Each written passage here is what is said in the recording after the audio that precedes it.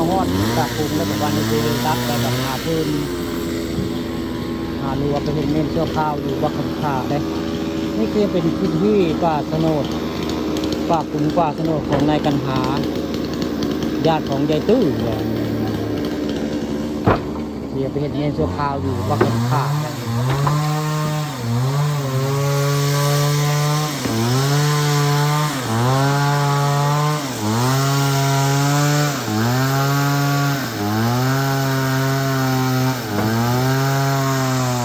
เป็นปากกรุงของ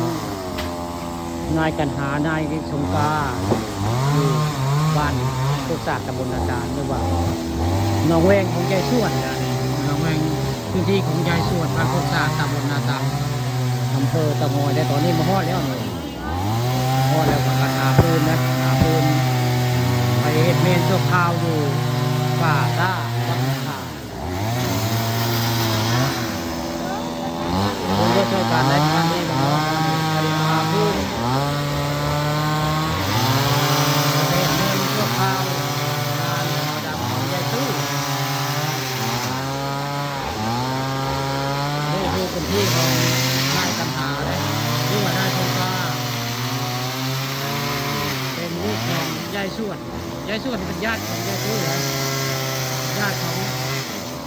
นายเดือก็เป็นญาติกับยายส่วนจะได้มาหาพื้นได้พื้นที่ป่าสนุกป่าพื้นป่าป่า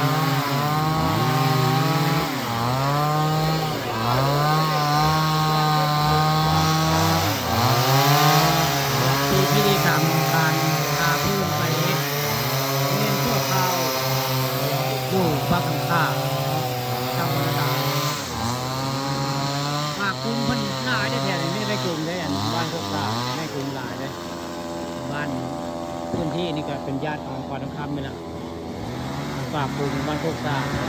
นาของยายส่วน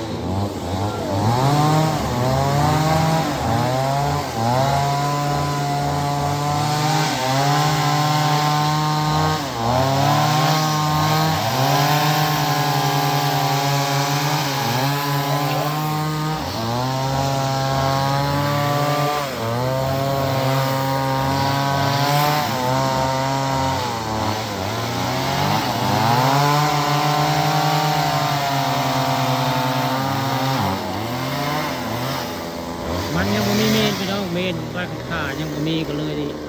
ได้มาหาพื้นแบบนี้แหละหาพื้นไปเห็ดเมนเสื้อผ้าลูกป่าซ่าก็ทำข้าวจะนอนนี่ก็จะกลับไปต้องข้าวได้เนี่ยแก่ไม่ต้องข้าว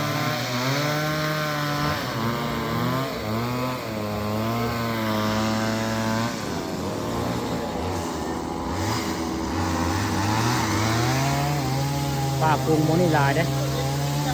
เนื่องจากพระเจ้าบริเฮ็ดหยังเนาะที่ของนายสงกรานต์หรือว่านายกันหามงคล